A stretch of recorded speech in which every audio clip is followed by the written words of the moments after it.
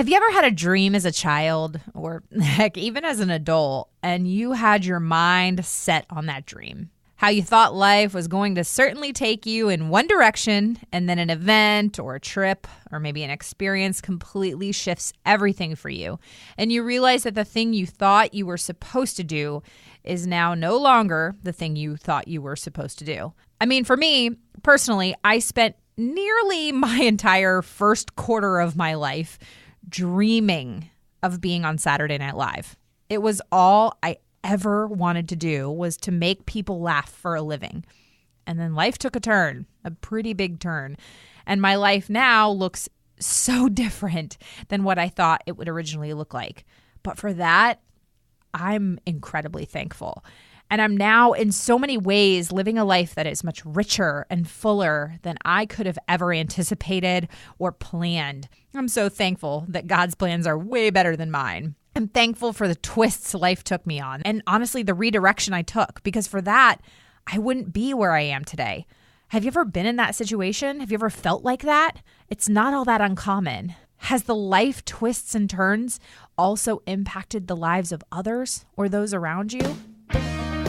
Welcome to Business with Purpose. I'm your host, Molly Stillman of StillBeingMolly.com, and this show's all about bringing you the stories behind the brands, companies, and small businesses that are changing the world.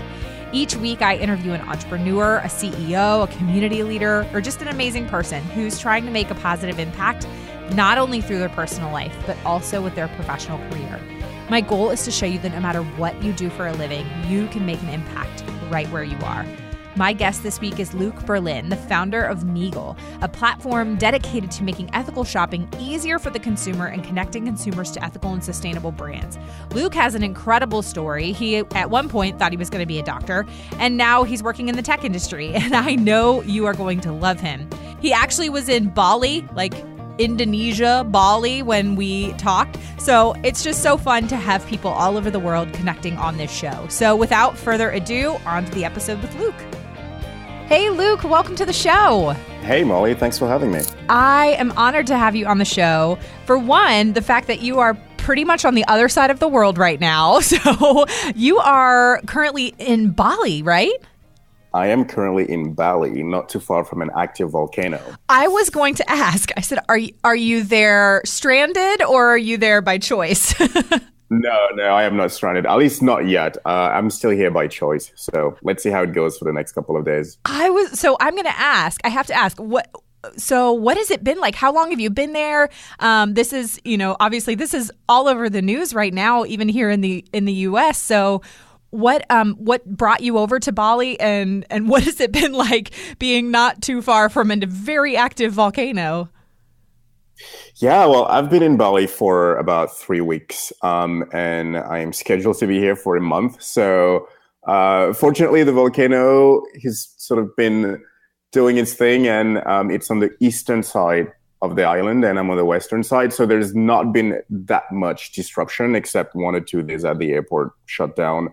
But otherwise, from where I am, you actually have no idea that there is a volcano going on. So and what's brought me to Bali? I've been traveling for the past couple of months now while I've been working on Miigle as a project. And Bali is actually a fascinating location because a lot of ethical companies are based or operate here. So it's a great place to sort of see entrepreneurs who care about the environment and care about a different lifestyle and wanting to merge the two to create products and companies that people care about and that certainly make the world a better place. So after being in Europe for a couple of months, Bali felt like the right place to come and settle down for a month and get to meet some people. That is so cool. I have a cousin who spent quite a bit of time in Bali, I think maybe even a few years, and she's scheduled to go back here in the next couple of weeks, and there's a lot of uncertainty as to whether or not she's going to be able to get in because of the volcano. So but that is awesome. I don't have a lot of experience around being around active volcanoes except for one in Costa Rica, but that's about it. So I love Costa Rica. It's one of my favorite countries. It's beautiful. I chaperoned when I used to be a high school teacher back in the day, back in a previous life. And right. It was about 10 years ago, and I chaperoned a field trip to Costa Rica over the summer, and we kind of went all around the country, and we spent some time around the Arenal volcano, which is pretty much constantly active. And there's like one entire side of the volcano that just pretty much has lava flowing from it at all times. And we stayed at this resort, or not resort, but just like a hotel kind of down. I was not really a resort. It was just like a hotel kind of down from the volcano. And one night, it was just a super clear night.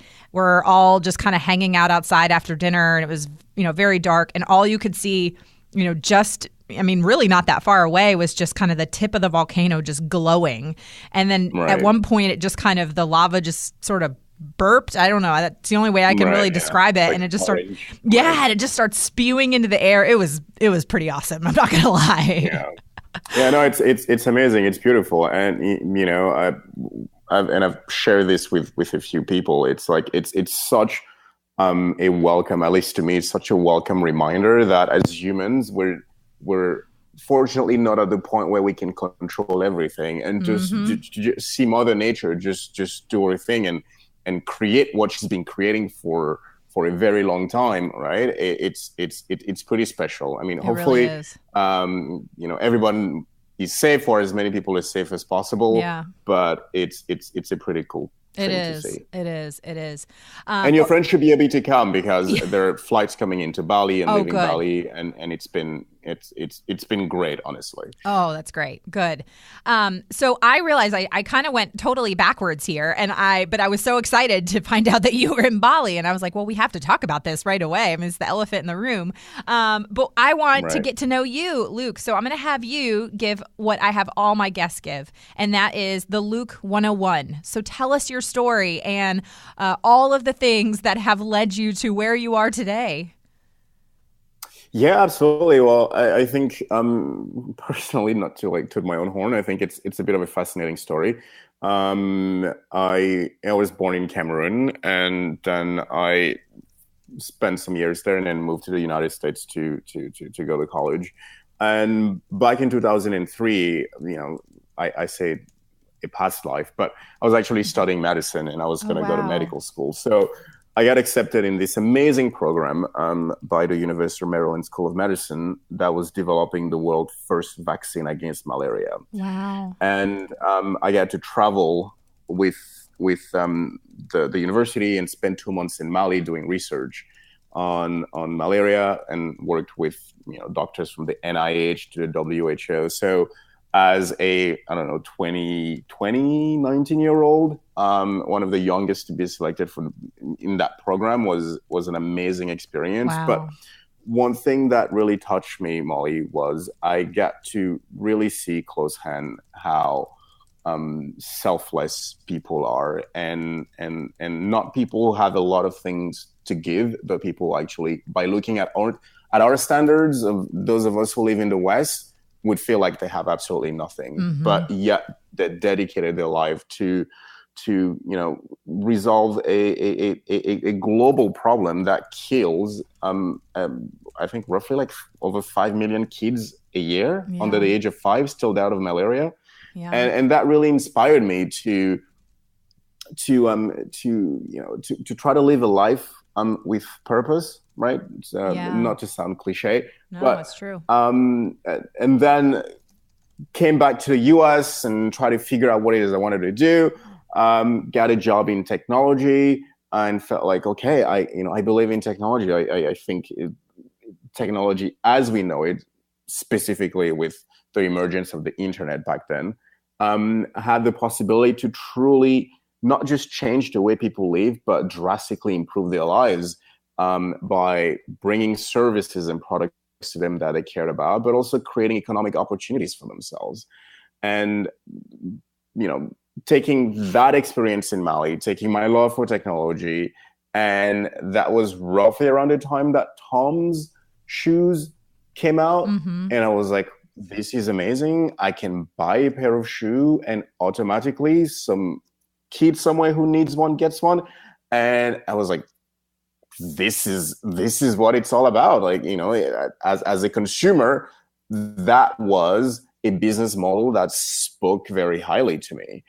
And so, but a couple of years went by, and I just started realizing that, like, besides Tom's and Warby Parker and a few other brands, I had no idea, right? There was no visibility for many of these brands. And I said, well, what if we automated that discovery process? What if we made it easier for people to discover ethical brands as they're shopping online based on what products they're shopping for? Yeah. And that's how the idea of what I call Miigle 2.0 was born, and that's what we've been working on over the past 18 months or so. Wow.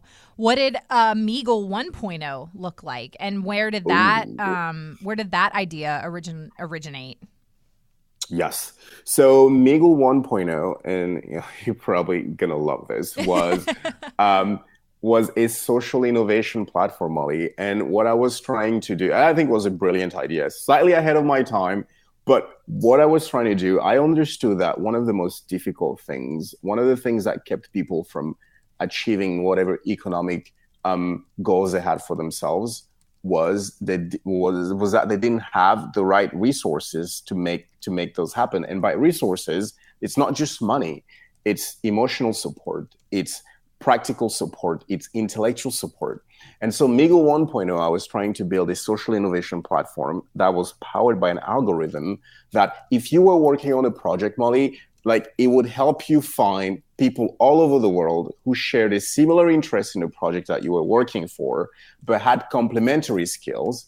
And you could use your social network as degrees of separation between you and those people. So it would actually tell you, oh, here is Joe who lives in Singapore and is also interested in e-commerce, for example, ethical e-commerce. But Joe is a developer, and let's say I'm a business person. And it's going to show me within 2 degrees of separation people that I may know that know someone that Joe may knows, and then facilitate an introduction. So we started working on that, and we noticed that the product and market fit wasn't quite there.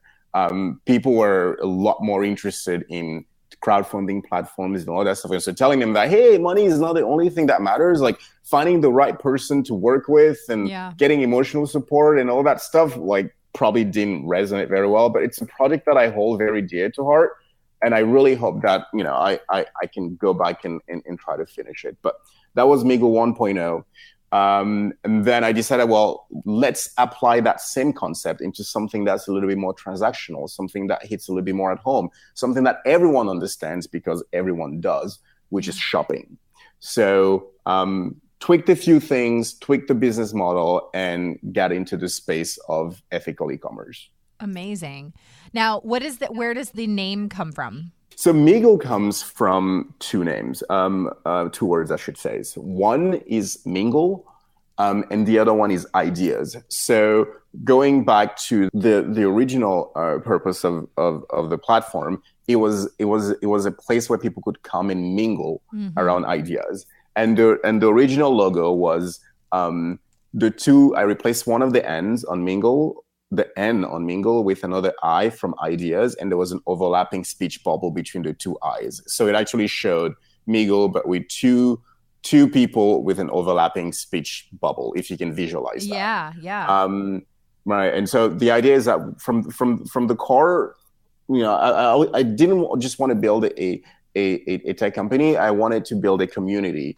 And so showing that engagement between people was something that was extremely important for me. And so even though we slightly pivoted the idea, we wanted to keep the name because Miigle right now, I see it really more as a product, but as a company, what we're striving for is to be a technology company that puts people first.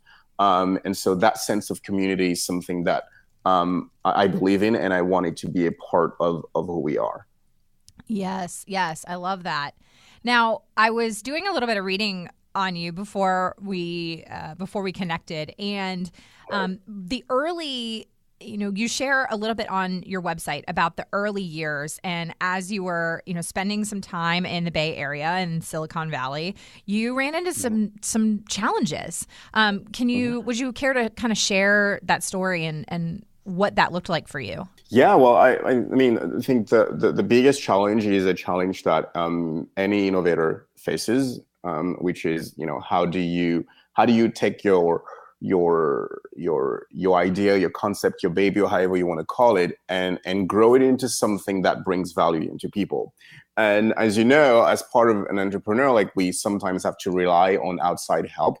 And the biggest challenge I found was that people were not willing to help me out, and that people actually were thinking very condescendingly about what I was trying to do because I wasn't part of some boys club, right? And I mean, it's a sad reality of that's how business is. And but I think what it shows is that we've, well, at least for some people, they've allowed their ego to get in the way of doing what is right to other people, and I full-heartedly believe that, if I am in a position to help someone, then it's a bit of a responsibility to help them. But I'm not going to go and dwell into the nuances of Silicon Valley and things that happen. But the big challenge was that I needed, or we needed as a company, to figure out what the right fit was for the product. And we were expecting that people would feel a little bit more, would feel a lot warmer towards what we were trying to accomplish, and that was not the case. So we just had to figure out ways to keep pushing along, and that's what we did. That just shows such perseverance, and I think that can be so encouraging for a lot of entrepreneurs because, all entrepreneurs really, because every business owner knows that running a business is not easy and it takes a lot of work, and there are going to be a lot of hurdles and a lot of challenges along the way. And sometimes it can be, I was actually having this conversation with a friend over lunch the other day. We were talking about how no business owner wants to hear the story of the overnight success. And no business owner wants to hear the story of the person who never had, any type of troubles along the way and everything was easy. Other business owners want to hear the story of the successful business owner who had a lot of doors shut and a lot of no's and was, broke for a while. That's the reality. That's reality. Of most of it, right? Yeah. Yes. So I have to ask, as somebody who started out as pre-med and you go to Bali to spend time doing research on creating a vaccine for malaria, and then you come back to the United States, what was the what did it look like to make that decision to say, you know what, I'm not going to do medicine, I'm going into technology? And then how did you do that? Did you go to school for technology? Did you take some classes, or did you just start networking with people? Like, how did you do that? To be honest, it was pure luck. I knew I didn't want to go to medicine anymore because growing up in Bali, I've always been sort of very weird. So the one thing I didn't tell is that when I studied biochemistry at UCLA, but at the same time I was studying biochemistry, I was also studying cinematography. So I've always been a very artistic, but also scientific person, and I felt super comfortable speaking to developers as well as I feel comfortable speaking to writers and designers, and I enjoy both. And what I discovered was that pursuing a career in medicine wouldn't allow me to foster my artistic side, and just taking classes in biochemistry and just how rigorous that curriculum was, I was already starting to feel it. And I was like, this is not the life I want. I don't want to be a doctor because I don't want my life tied up to a beeper. And it was actually a very, very challenging time for me because I went into UCLA with scholarships, and people had expectations about what I could achieve. I was an American Chemical Society scholar. I had just gone to Bali, which was a program that was selecting 6 students nationwide to go, and I was the only one who actually was not yet in medical school. So I had a lot of pressure, and when I made the decision to not go to medical school, but Molly, it felt right. And once I decided to make the switch, I actually dropped out of UCLA for a bit, did a little bit of soul searching, and then I was on Craigslist looking for a job, and I saw a company called Shopzilla, which is an e-commerce company. And so this is how I get into tech and e-commerce. And they're hiring people who speak French, because I speak French fluently. They're hiring people who speak French to be part of their international team and do the content operations for the website. And so I apply, I get hired, I get in there, and I'm absolutely loving it. Now, I think 2 or 3 months or so after I joined the company, they were relocating to the international team to London. I was like, well, I don't want to go to London because I still plan on finishing my school. And I so we're allowed to, those of us who want to go, we're allowed to speak to a few managers. And I spoke to one who was running the search engine marketing department for the company. And I absolutely loved it. I love that I could be creative in terms of writing ads and coming up with landing pages and designing them, while at the same time looking at performance and metrics, and actually know that what I was doing was driven by numbers instead of feeling, right? And so it felt like my artistic side and my scientific side were both being used at the same time. And like they say, the rest has been history, and I've been in tech for the past 10 years. And it's a journey I've enjoyed very, very much. That is amazing. And what a just kind of almost roundabout way of ending up in technology. Especially right. Starting out in cinematography and medicine. And that's amazing. So when you decided to develop Miigle 2.0, is this the point at which you started to bring on business partners, or, where did the idea for Miigle 2.0 come from? Obviously Miigle 1.0, you had some challenges with that, and, you realized that this particular type of platform was, like you said, kind of ahead of the curve. So right. when you decided to develop Miigle 2.0 and making shopping online and finding ethical brands easier, how did that process come about? And how did you actually go about figuring out how to code that and create the technology? And what did that look like? Yeah, sure. So as you probably know, everything starts with an idea and a concept. And once I realized that, hey, I think that, first of all, was a problem that I had, because I was trying to figure out, what ethical brands are out there, like Tom's, like Warby Parker, like many others that I could use. And because I believe that companies have a responsibility to not just make money, but also to invest that money towards the betterment of society and our planet.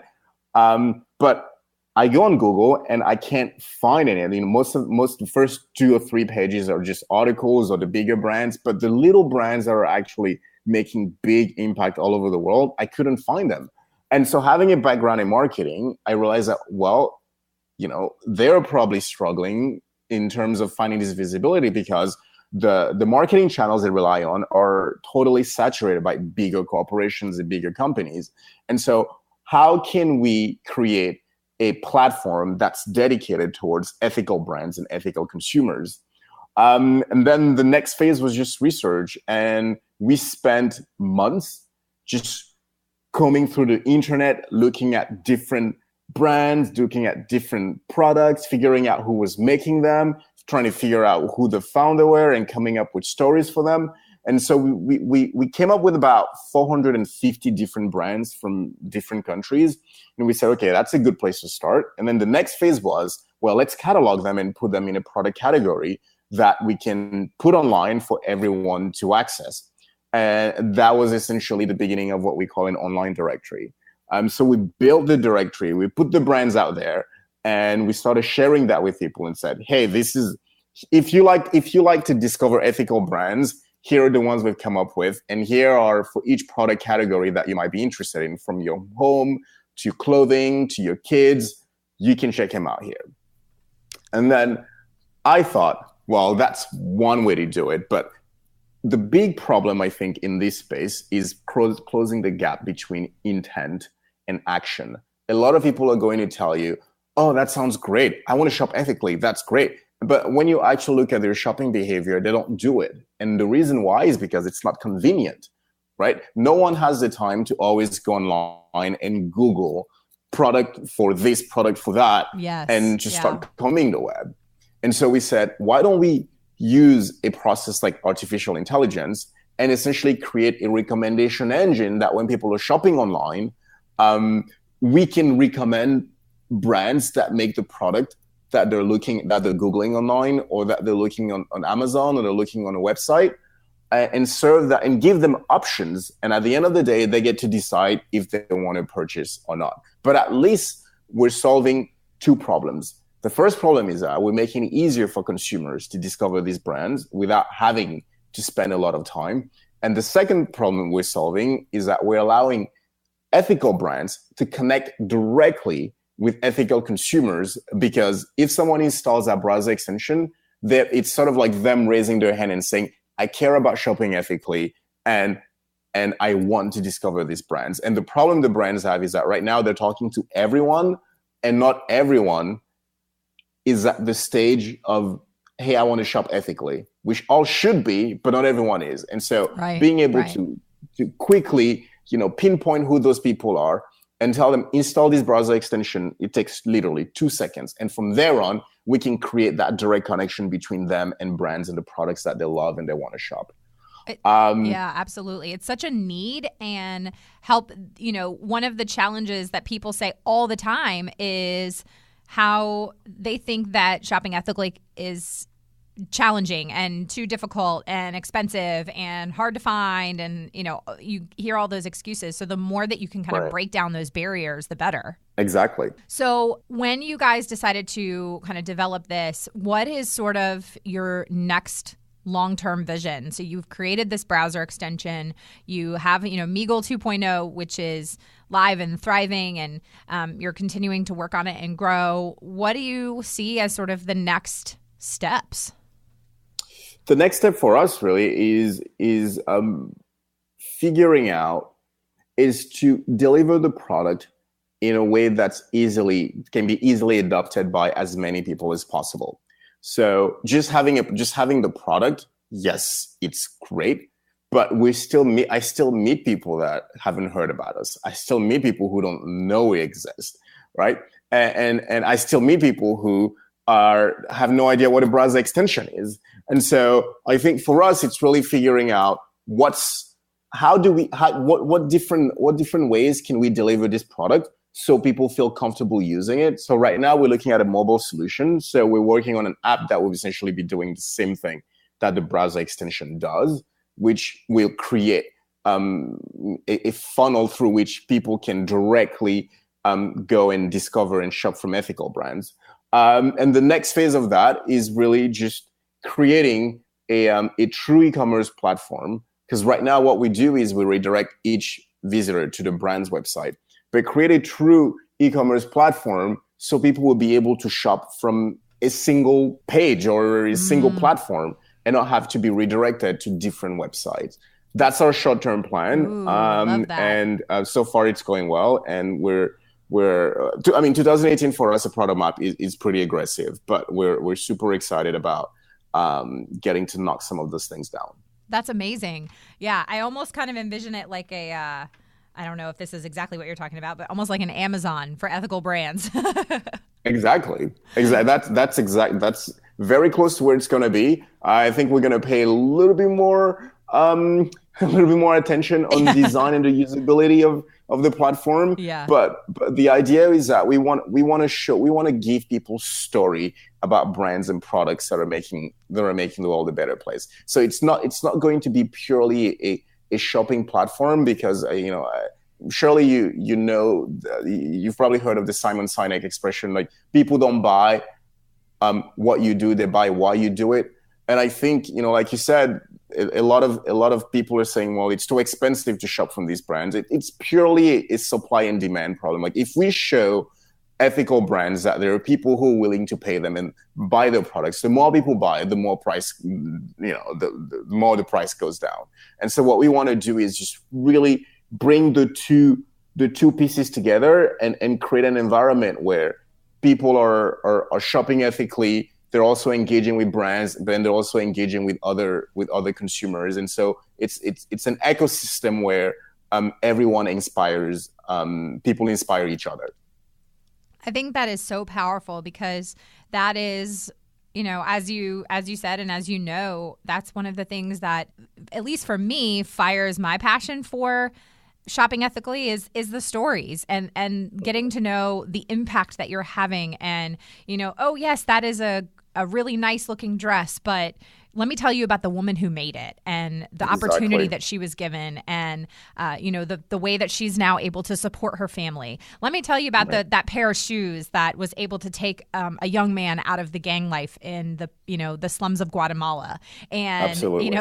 There's so much more to it, and the more that you can connect people with those stories, the more that people are going to start to understand that there is a real person with a real name behind everything we buy.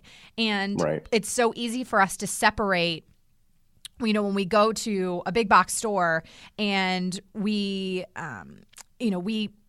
just kind of buy these goods and we just don't think about the fact that there were hands that touched this item between when it was, when the cotton was grown in the ground, the time we purchased it in the store. I read somewhere that the average shirt, about 100 hands touch the average shirt between the time the fabric is, or the material is sourced all the way till the shirt is sitting on the shelves in a store. 100 hands or 100 sets of hands, I guess I should say, is so 100 people. I mean, it kind of it boggles my mind that people don't necessarily understand that.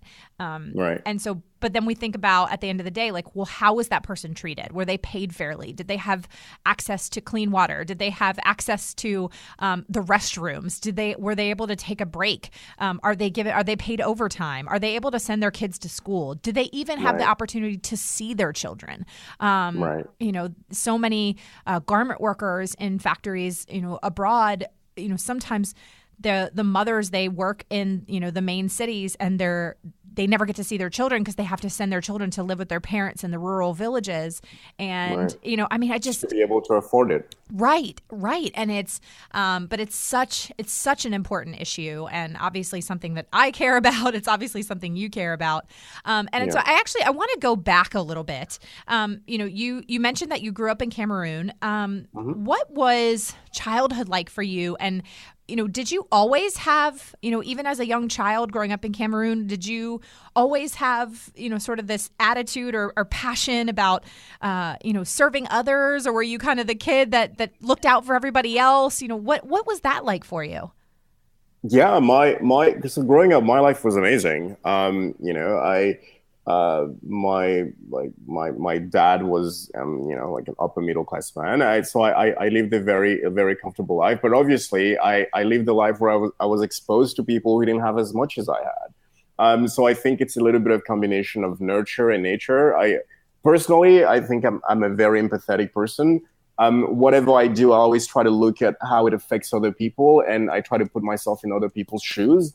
And so, having that mindset as a child, it's always made me more aware of the issues or the problems that are going around the world, and I've always had the desire to try to solve as many of them as I can. And so, obviously, growing up in partly in Africa and seeing the disparity between people who have and people who don't have. Some people are okay with that, but I never was. And so from that point on, it's always been a personal journey of mine to figure out ways that I can give back, to figure out ways of, the things I've been so fortunate to experience and to receive, and figure out, how can someone else experience those same things? How can someone else experience happiness, right? And you talked about, the women working and what type of work conditions are. And a lot of those things that people start companies and they don't even know, or they've just experienced that over, a weekend traveling somewhere or a holiday vacation somewhere, and that inspires them to do something. I got to live through that for years. I get to see that, on a daily basis. And so for me, the inspiration did not just come from, I spent 2 weeks on vacation somewhere, right? but just really get to see how a lot of people struggle, and understanding that the problem we have today in the world is not that we don't have enough resources, is that we're not allocating those resources properly, or that people have become too selfish, right? We want too much, and we don't want to give away. And it's been a constant battle of figuring out how can we sort of level the playing field? How can we make sure that people live with dignity, that people can take care of their kids, that people can afford, to pay medicine for their children when they're ill? And I think, until we collectively, and I think we headed in that direction, we collectively start thinking of each other as, for lack of better words, as part of the same family, as part of the same human family, then we will not be able to really overcome a lot of these challenges. But we're seeing that with this generation and the millennials, more and more people are starting to care, and more people wanting to see business as usual be replaced with good business. Right. And personally, to me, it's an absolute privilege to be part of that, and to feel like I'm creating solution to a big problem. I agree. I love what you said about we need to start collectively thinking of each other as part of the same human family. And that is, that is such it's an aspiration that I think so many of us have, but a lot of people have a hard time understanding. And, I think beginning to get to the point where, obviously we are all different. We're different races. We're different genders. We're different, socioeconomic statuses. We're different religions. We have different beliefs. But just like in any family, no two people in a family are the same. But the moment that we begin to understand that, we were all created and we were all put here for a reason, you can get philosophical of why are we here? And, you can ask those kinds of questions, but we're obviously here on this earth at the same time for a reason. And rather than trying to, make it a you versus me, or create these, these divides, and they exist everywhere. They exist here in the United States, obviously, and, just the realities of the racial and religious tensions that we feel here in the United States. And even in, I've only spent, time in I've spent a lot of time in Kenya, and the different tribes that they have in Kenya. The Kikuyus, I think. Oh my goodness, yes, they have. It's crazy. And the last time I was there, in January of 2017, they were talking about the upcoming election, which obviously, we saw what happened on the news this year with all the challenges there. But yeah, you have the Kikuyus against these guys, and then against these guys, and some of them were explaining to me that they can even tell just by the way somebody pronounces a word what tribe they're from, or how they carry their baby. I didn't even know this, that the way that moms wear their babies, like with the way they tie the blankets or the wraps, is tribal based. I had no idea. Like, I'm just like, I thought it was just moms carrying their babies, but they literally sum people up just by the way that they see how they're carrying their child, or the way they pronounce a word, or the way they're wearing a particular type of clothing, and they know that they're from that tribe, and they won't talk to them. And sometimes we don't, and then you see what goes on in the Middle East. And from the same country. Like, like it's not like they're two different countries. They're they all share the same passport, the same nationality. Right. And it's everywhere. And it's in Kenya, it's in the United States, it's in the Middle East, it's in Asia. You have, all these different types of, tensions between these groups, when at the same day, when you break down the titles or the labels that people put on each other, we're all the same. Like, we all bleed. What is it, from the movie Dodgeball? We all bleed the same blood. Like, we all, our blood is red at the end of the day. And, but anyway, the more that we can start to see people not as labels, but as people, as fellow brothers and sisters, I think that is what's going to really start to make, not to sound too, fluffy and cliche,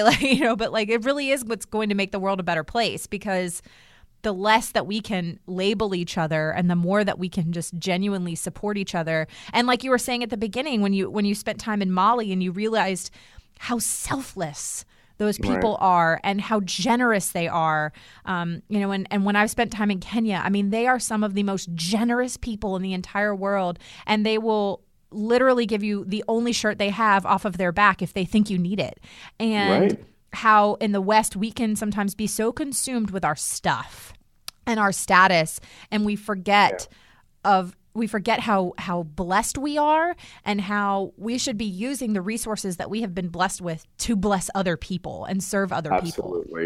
Absolutely. And I struggled with that when I was in Bali, and it wasn't like I hadn't been in Africa before, right? Like I'd lived in Africa, but I'd been in the US for a couple of years, and I went back to Bali, and I was working with doctors, and we were sleeping on the floor. We're all eating in the same pot, like 11 people all eating in the same pot using our hands, right? But it was such an amazing experience. And to look at those people and see that, they don't have, at least to us, right? Because we define everything based on the materialistic things that are part of your life. Whereas over there, it's a lot more about the spiritual thing. It's a lot more about spending the camaraderie or the community of spending time with other people. And I honestly think that's why they're able to give so much, even though we think they have nothing. And a lot of times, that's why we're able to give barely anything, even though we have so much, because we don't even value what we have. But I think that's slowly changing. I think more and more people are choosing to be aware. More and more people are choosing to act instead of just wishing, right? And it's step by step that we get to achieve these things. But I tell people the vision of what I have for Miigle may not even be achieved in my lifetime, but to create the spark that fuels that movement, at least from a technological side, that makes it easier, and people feel like, well, I feel like now technology is sort of aligned with my own personal value.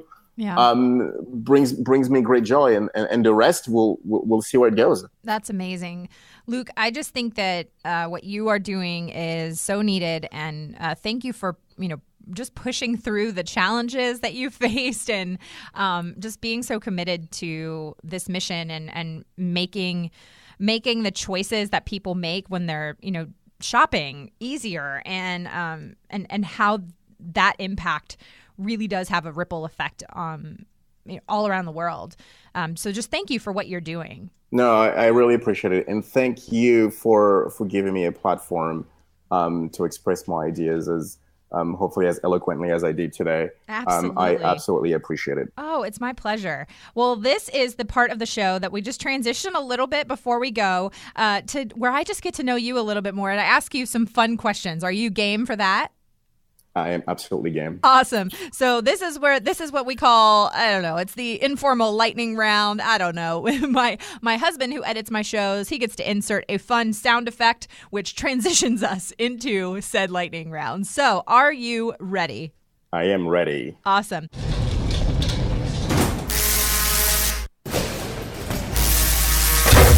So for my first question is, I figured, I'd love to know that since you work in this space, and I'll be honest, when I spend a lot of time talking with people about this, there are not a lot of men who talk about ethical fashion and ethical consumerism. So as a man, what is your favorite ethical men's brand? Do you have a favorite, or do you have maybe a couple favorites that you love to support and you love to shop from for yourself? I have a couple of favorites.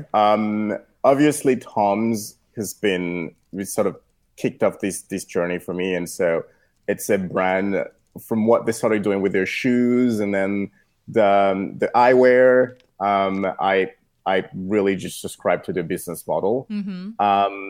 So I really like them. Warby Parker, again, I really like. It's so funny now that I have to cite all of them. It's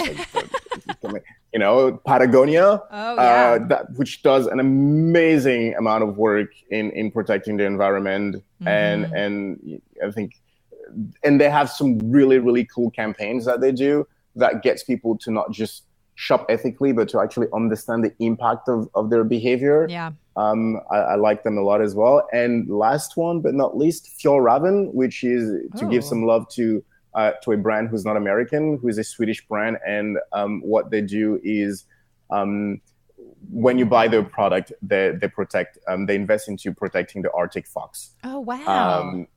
Yes. So how I do just you wanted to spell give that some company? Scandinavian love, put some Scandinavian love out there. Yeah. How do you spell the name of that company? Because I need to write this down. Oh, Fjallraven, FJALLRAVEN. Yeah, I would never have guessed that. So I'm glad I asked you how to spell it. Well, Molly, that's what spending like 6 months just, looking at the internet and figuring out what brands are out there. That's what you come up with. I love it. Okay, so next question. Which fictional character do you think would be the coolest to meet in real life? So any fictional character can be from maybe movies or books. Oh my goodness, this is a tough one. All right, so I am a huge Iron Man fan. Oh, I love it. So I think maybe because I just wish I was so wealthy that I could just do whatever I want with my money and help people. And just fly in fancy metal suits. Yeah. But it would have to be a toss between Iron Man and Batman. And Batman, yeah. I think, Batman's a pretty common one I feel like I hear. But Iron Man, that's a good one. I love it.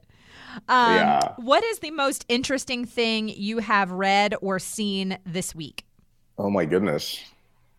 What's the most interesting thing I've read or seen this week? Well, does it have to be... Okay.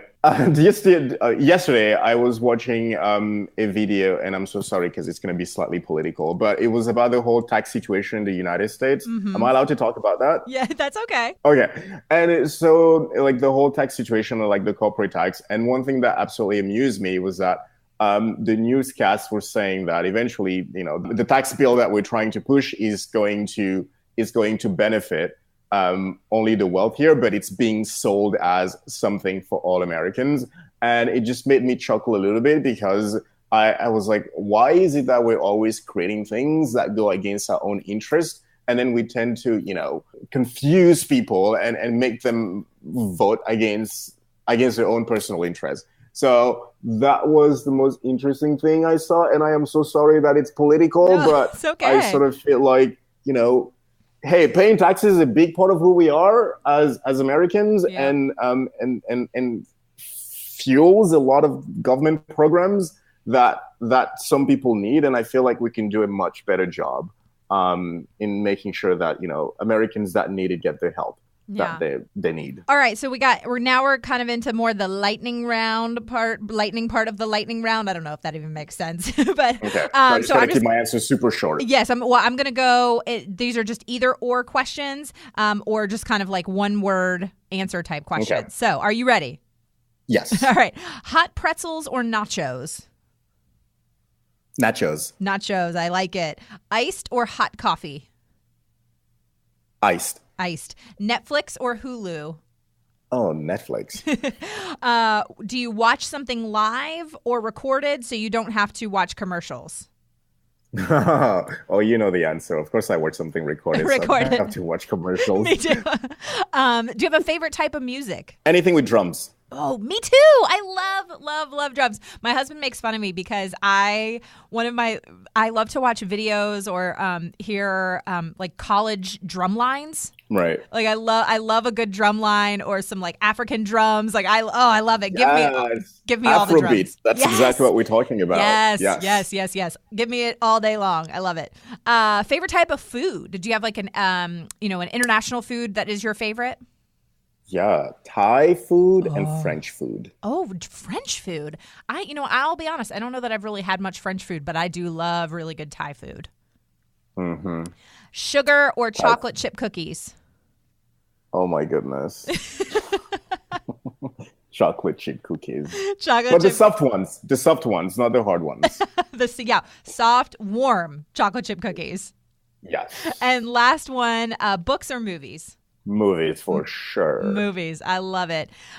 Luke, this was so much fun. Thank you so much for your time today and for coming on the show and just sharing all about your story and Miigle. And I'm just going to be rooting you on, and I can't wait to see where Miigle goes from here. Thank you so much, Molly. I really appreciate it. Thank you very much. Do you ever meet those people that just make you want to be a better and smarter and do more good in the world person? Luke is one of those people. He is a brilliant man, and I'm so encouraged by him, and I admire what he is doing so much. I loved talking with him, and he also just seems like someone that would be awesome to be friends with and hang out with. Be sure to give Luke and Miigle some love on social media this week. I will have all of the links and information in the show notes. Thank you so much for listening to this week's episode. If you are a first-time listener of the show, welcome, welcome, welcome. Be sure to visit the archives of past shows featuring amazing entrepreneurs and business owners and people who are literally changing the world. And if you are a regular listener of the show, your support truly means the world to me. Be sure to head on over to iTunes, Radio Public, Stitcher, Overcast, whichever podcasting app you like the most, and make sure you are subscribed to the show, and to also leave us a rating and review. Those ratings and reviews really just help me to know how the show is personally impacting you, and it also tells other people what this show's about. If you share the show on social media, be sure to use the hashtag Business with Purpose Podcast or tag me at Still Being Molly on Twitter, Instagram, or Facebook. This show is edited by my amazing husband and executive producer, John Stillman, and the music is by Mark Killian of Third Wheel Media. Thank you so much for listening. Now go do something good with purpose on purpose.